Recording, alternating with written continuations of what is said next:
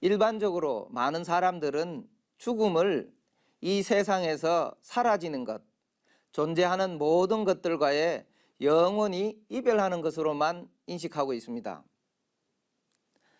하지만 말씀드린 사례를 통해 알 수 있듯이 육신은 살아있지만 죽음보다 못한 삶이 있는 반면 죽었지만 영원히 죽지 않는 위대한 삶이 있다는 생각을 다시금 하게 됩니다. 증산상제님께서는 생유어사하고 사유어생하니라. 삶은 죽음으로부터 말미암고 죽음은 삶으로부터 말미암느니라고 우리들의 삶과 죽음에 대해 말씀해 주셨습니다. 또 증산도의 뿌리 되시는 태상종도사님께서는 사람과 신명에 대해 이렇게 정의해 주셨습니다. 사람은 육신이 있는 사람이요 신명은 육신이 없는 사람이다.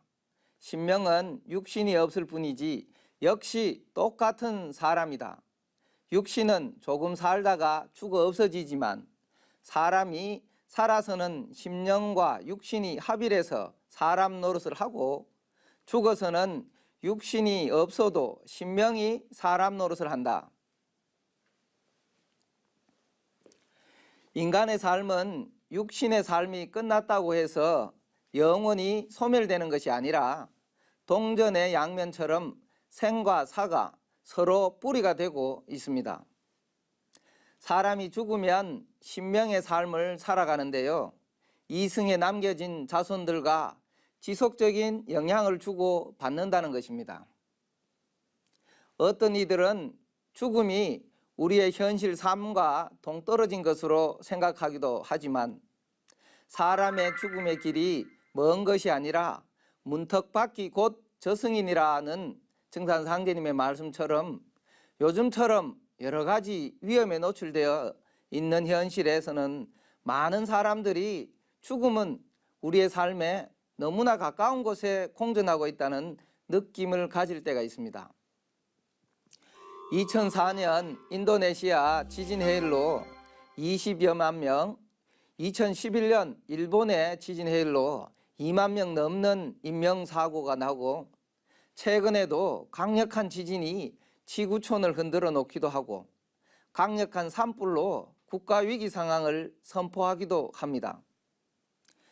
그리고 이와 같은 자연재해뿐 아니라 끊이질 않는 안전사고, 외로운 삶의 끝에 오는 고독사, 경제적인 어려움이나 사회적인 명예실추로 인한 비관 자살 등 죽음의 배경은 전혀 다르지만 죽음들이 꼬리를 물고 계속 이어지고 있습니다. 때로는 너무도 충격적이고 때로는 너무도 안타까운 사연을 접하면서 왜 마지막 선택이 꼭 죽음이어야 하는지, 진정으로 죽음밖에 선택할 수 없는 것인지, 상제님의 가르침이야말로 세상 모든 사람들이 알아야 할 소중한 가르침이구나 하는 생각이 간절해집니다. 힘든 삶의 도피처로 생각하는 죽음에 대해 상제님은 다음과 같은 가르침을 주셨습니다. 죽는 것도 때가 있나니 그 도수를 넘겨도 못 쓰는 것이요 너무 일러도 못 쓰는 것이니라. 나의 명으로 명부에서 데려오라고 해야 명부사자가 데려오는 것이지 각기 닦은 공덕에 따라 방망이로 뒷덜미를 쳐서 끌어오는 사람도 있고 가마에 태워서 모셔오는 사람도 있느니라.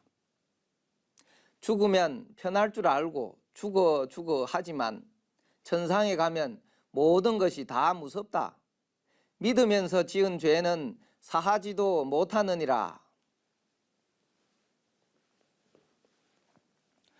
많은 사람들이 이 세상의 모든 고민과 죄업과 같은 현실적인 여러 가지 고통으로부터 벗어나는 길로 죽음을 생각하지만 죽음의 선택으로는 절대 해결되지 않는 것입니다. 또 자신에게 주어진 삶을 다하지 못하고 천상으로 올라가는 것은 그 죄가 더 크고 무섭다는 것입니다. 청산상제님께서는 인간이 태어나는 과정에 대해서 말씀해 주시는데요. 천상 신명계에 머물면서 조상님들의 무한한 기도를 받고 태어난다고 하셨습니다.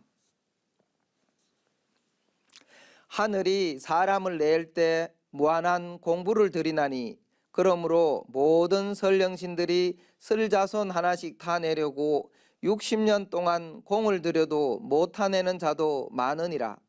이렇듯 어렵게 받아난 몸으로 꿈결같이 쉬운 일생을 어찌 헛되이 보낼 수 있으랴. 연말이 가까워지면 수능시험을 앞두고 수많은 어머니들이 교회나 절을 찾아 한결같은 마음으로 기도하는 모습을 쉽게 볼 수 있기도 하는데요. 우리들의 조상님들은 자손을 위해 1년도 아니고 10년도 아니고 60년을 자손을 위해 기도한다는 사실입니다. 우리가 너무나 가볍게 여기고 쉽게 선택하고 있는 우리 인생의 행로들이 우리들의 조상님들의 60년 기도와 더불어 처음 조상으로부터 DNA 유전자를 받아서 수많은 조상님들의 몸을 거치면서 현재의 내가 탄생한 몸이라는 것입니다.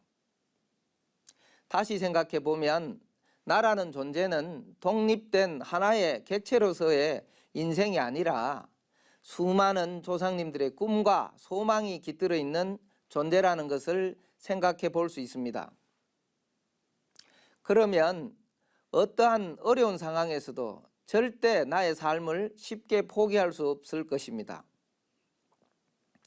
영화 라이언 일병 구하기에서 주인공은 나를 위해 희생해 준 사람들의 삶까지 살기 위해 항상 최선의 삶을 살려고 노력했다고 말합니다.